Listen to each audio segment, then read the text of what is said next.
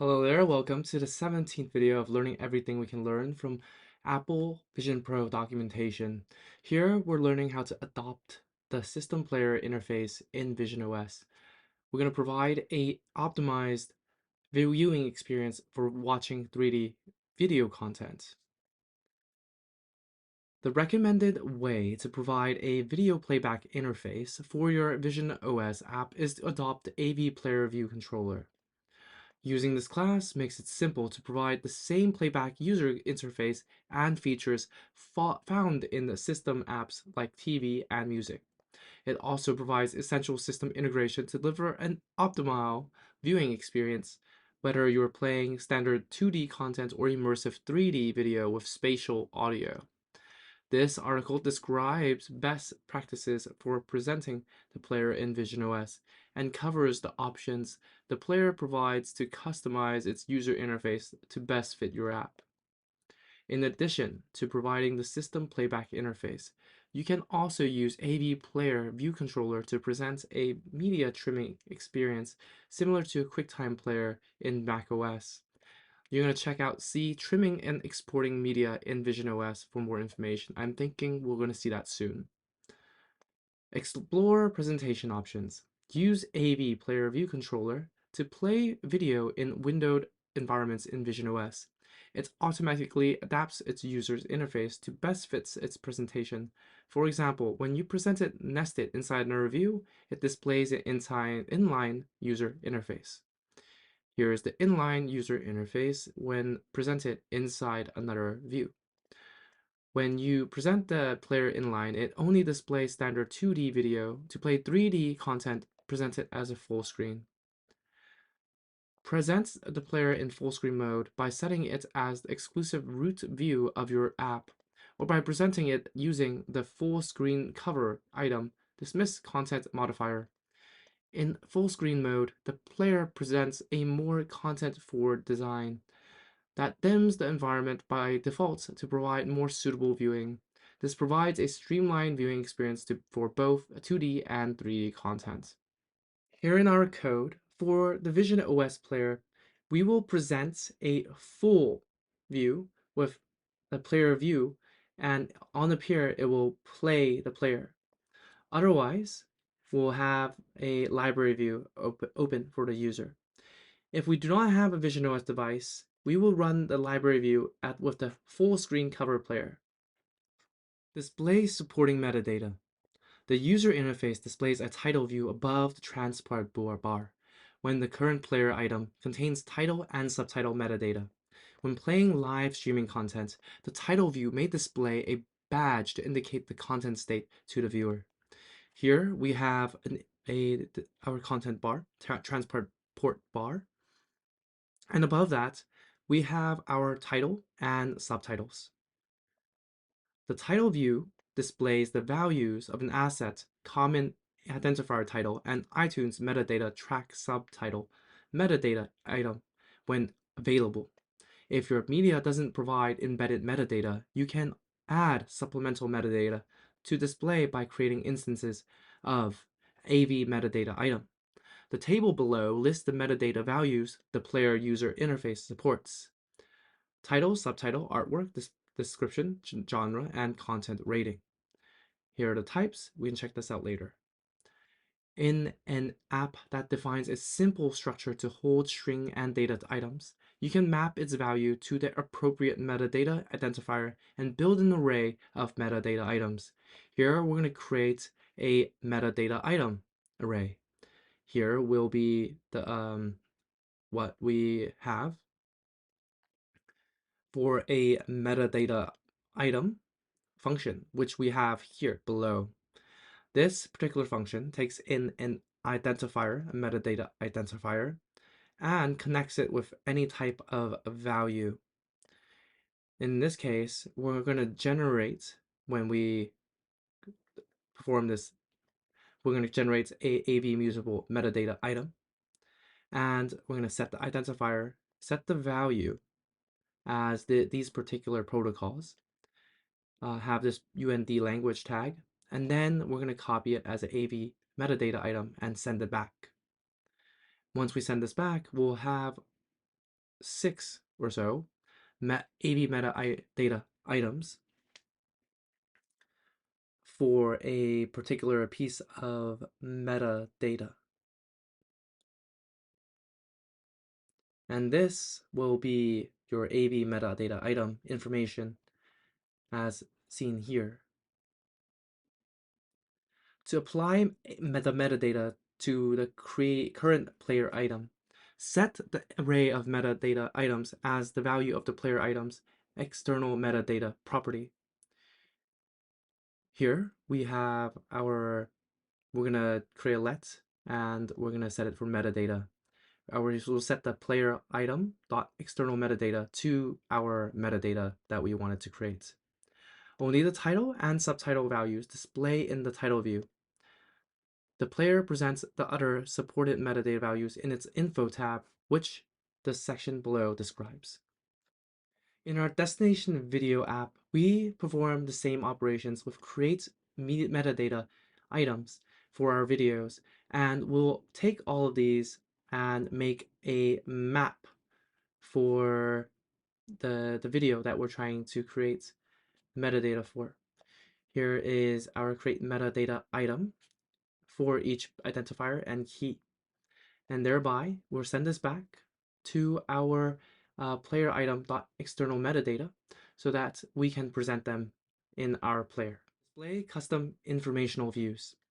The VisionOS Player UI can display one or more content tabs in the user interface to show supporting information or related content.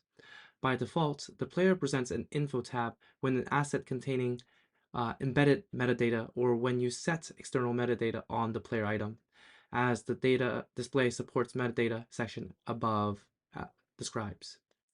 Your app can also present custom tabs to show supporting content.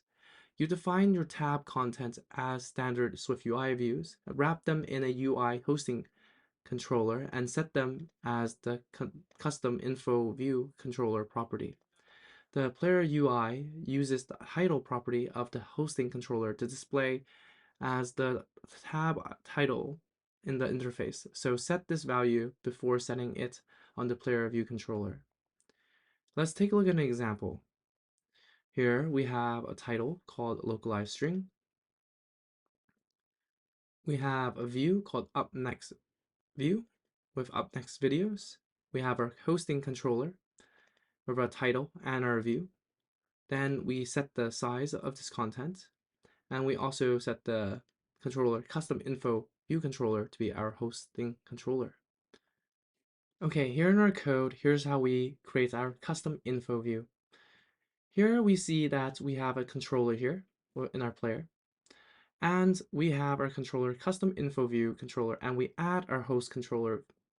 Let's take a look at this up next view controller. Now, this is next bit of our article. Here is var and our UI view controller. It is not a host controller. Well, actually it is.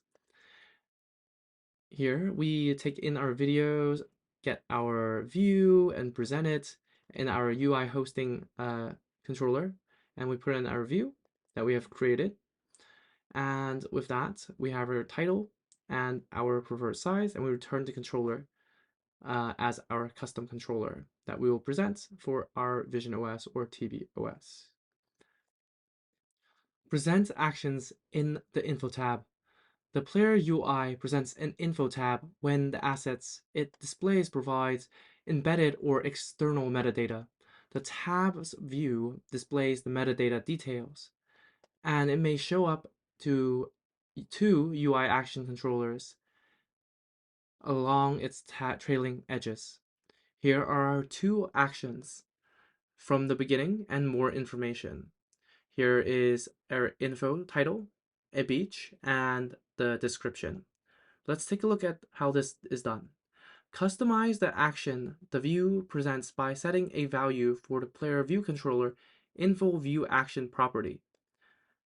When playing non-live content, this property contains a single element array that presents an action to play the content from the beginning.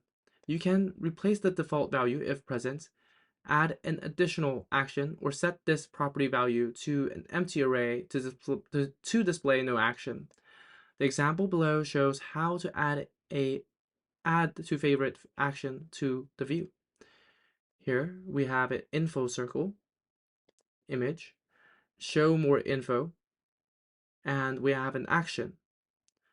This action will navigate to a screen to display more information. Then we'll append this action to the array. Player view controller, info view action, append, show more info. Now let's take a look at this in code. I looked up the info view actions, and we have not added any info view actions to our tabs. As you can see here in our simulator, when we play our video and we click our tab, our info tab here, what happens is that there's only one button from beginning. And this is the default button.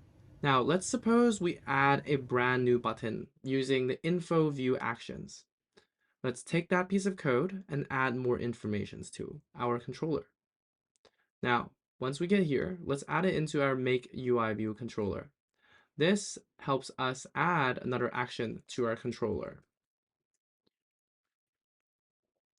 Now, if we run our code now, you'll see that we'll have another action available to us once we hit the hamburger button for our info tab. Now, let's take a look. Play video, and once the video is playing, let's hit the hamburger tab, and we see that there's more information now. And with that, let's move on to display actions contextually. You can use the VisionOS Player UI to present controls contextually, which your app displays for a specific range of time in the content and then dismiss. A common use for this type of control is a skip button that displays during the title sequence of a movie or TV show. People can tap the button to bypass the introduction and quickly skip to the main content. Here is the skip intro button. AV Player View Controller provides a contextual action property you can use to specify one or more actions to present.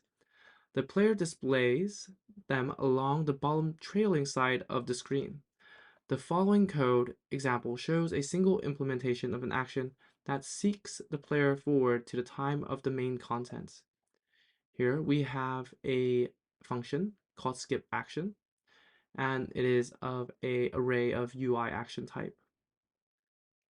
Here we return a UI action with skip intro, and AV player will seek to a skip to time.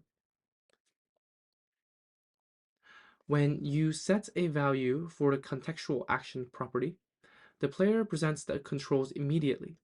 To present them only during a relevant section of the content, observe the player timing by adding a periodic or boundary time observer. The following example defines a periodic time observer that fires every second during normal playback. In each invocation, it evaluates the new time to determine whether it falls within the presentation range. If it does, the example sets the action as the contextual action value. Otherwise, it clears the value by setting it to an empty array. Here is a function called add time observer. We're going to check it every second, and we have one for 15 seconds. Time observer will be equal to AV player add periodic time observer, and we'll add it per interval in the main queue. Once we set the time, we let the duration of AV current item dot duration is it 15 seconds or 0. Show the skip intro button during the first 15 seconds of the content, and show skip intro equals time and less than 15 seconds. Now, one of the questions I have is, why do we have this duration here? What is it for? And where does this value come from? So I think we have to dig into code to see that. Here in our code, we have our contextual action called up next action. We'll see this up next action when show contextual action is true. In up next action, what we have here is play next. When do we play next? Let's go take a look at that add observer. time observer. Here we have our player model and we have an add time observer. Let's take a look at that function.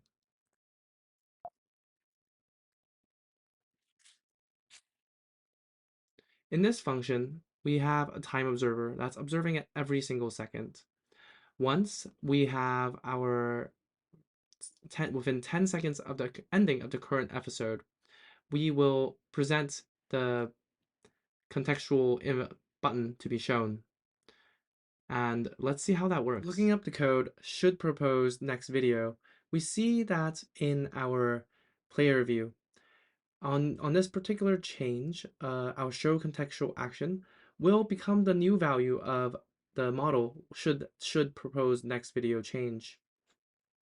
And once that happens, we will change the show contextual action in our system player view and display our button. As we can see here, let's go back to show player view. And we can take a look at show contextual action again. And upon the show a contextual action, we will show our up next action in contextual actions. Otherwise, we would set it to empty array. All right, that brings us to the end of this article. And we will be looking forward to next article in our documentation. Let's see what that is. We will be looking at controlling the transport behavior of a player. That's exciting. So I will see you in the next one.